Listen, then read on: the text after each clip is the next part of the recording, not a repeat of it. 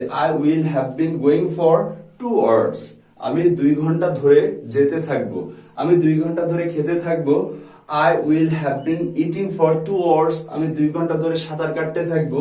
I will have been swimming for 2 hours. আমি 2 ঘন্টা ধরে খেলতে থাকবো। I will have been playing for 2 hours. Assalamu alaikum. Hello everybody. Welcome back to my page. Keep learning English. This is Zaid Hassan in front of you. I hope you are fit and fine. I am also doing great by the grace of the Almighty Allah. আজকে খুবই interesting একটা class, চলুন continuous কে খাইয়া দিই। ওকে, তো continuous কিন্তু আমরা দৈনন্দিন জীবনে প্রচুর পরিমাণে কথা বলে থাকি। তো কন্টিনিউয়াস বলতে কি এটা আগে আমাদের জানতে হবে। কন্টিনিউয়াস মানে হচ্ছে চলমান, এটা মাথায় রাখবেন, চলমান।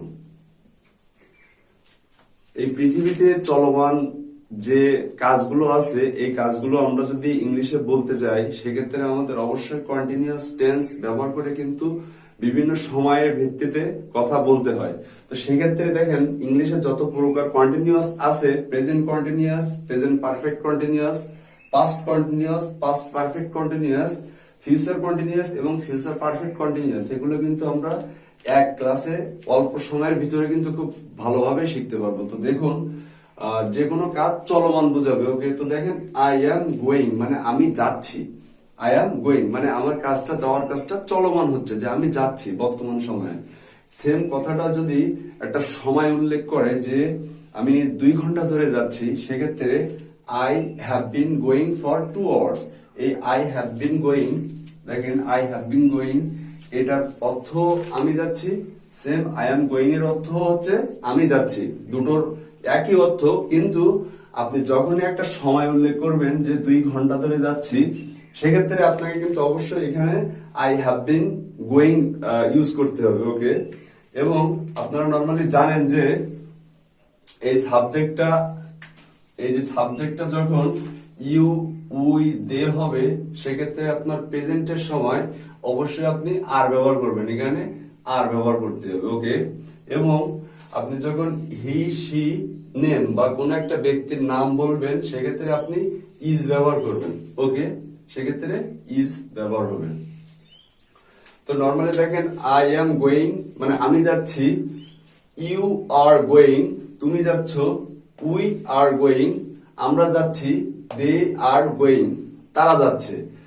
সেম ভাবে আপনি এখানে এই যে I have been going for 2 hours আমি 2 ঘন্টা ধরে যাচ্ছি, এখানে একটা জিনিস খেয়াল রাখবেন, যখন আপনি 1 ঘন্টা বলবেন, সেক্ষেত্রে আপনি জাস্ট আওয়ার লিখবেন, এখানে এর যোগ হবে না। যখন একের অধিক বোঝাবে, 2 ঘন্টা, 3 ঘন্টা, 4 ঘন্টা, 5 ঘন্টা এমনটা বোঝাবে, সেক্ষেত্রে আপনি অবশ্যই আওয়ারের সাথে একটা এস ব্যবহার করবেন। এবং আপনি এই যে ফর, এই ফরের ক্ষেত্রে আপনি সিন্স ব্যবহার করতে পারেন, সিন্স ব্যবহার করতে পারেন। সেক্ষেত্রে সিন্স মর্নিং যে আমি সকাল থেকে যাচ্ছি। ওকে, সিন্স মানডে এমন ভাবে আপনি বলতে পারেন, সিন্স 8 AM যে আমি 8টা থেকে যাচ্ছি। এমন ক্ষেত্রে আপনি অবশ্যই সিন্স ব্যবহার করবেন, বাকি ক্ষেত্রে আপনি ফর ব্যবহার করলে কিন্তু আপনার বাক্য তৈরি হয়ে যাবে।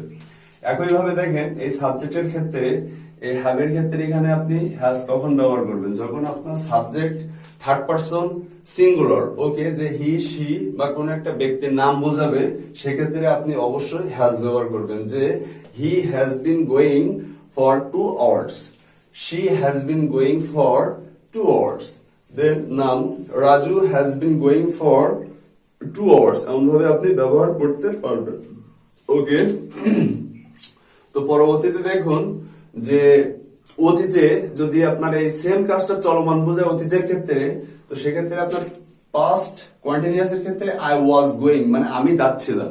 সেম একই আই হ্যাড বিন গোয়িং, এখানে আই হ্যাড বিন গোয়িং এর অর্থ একই যে আমি যাচ্ছিলাম। ওকে, অর্থ একই, কিন্তু সেম ভাবে যদি এখানে একটা সময় উল্লেখ করে, সেক্ষেত্রে কিন্তু আপনি অবশ্যই I had been going use করবেন।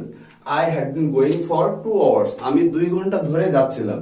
আর সিম্পলি যে আমি যাচ্ছিলাম কোনো সময় নেই, সেক্ষেত্রে আই ওয়াজ গোয়িং মানে আমি যাচ্ছিলাম। ওকে, একইভাবে এই সাবজেক্ট আই এর ক্ষেত্রে আপনি ইউ উই দের ক্ষেত্রে আপনি এখানে ওয়ার ব্যবহার করবেন।